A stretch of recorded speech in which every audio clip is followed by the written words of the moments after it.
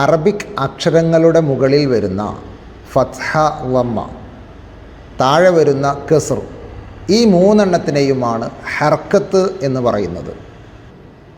ഫത്ഹ വരുമ്പോൾ അകാരം അ, ബ, ത, സ, ജ, ഹ. കസ്റ വരുമ്പോൾ ഇകാരം ഇ, ബി, തി, ഫി. ലമ്മ വരുമ്പോൾ ഉകാരം ഉ, ബു, തു, സു.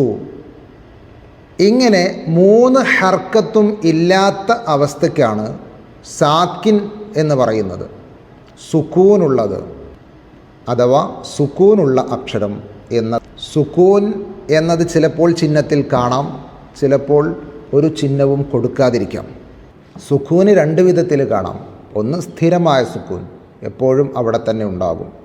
എഴുത്തിലും ഓത്തിലും വഖഫ് ചെയ്യുമ്പോഴും നിർത്താതിരിക്കുമ്പോഴുമൊക്കെ ഉണ്ടാകുന്ന സുക്കൂനാണ്. രണ്ടാമത്തത് വഖഫിൻ്റെ സമയത്ത് മാത്രം കാണുന്ന സുക്കൂനാണ് വഖഫ് കാരണത്താലുള്ള അഥവാ ആരിദായ സുക്കൂൻ എന്ന് പറയുന്നത്.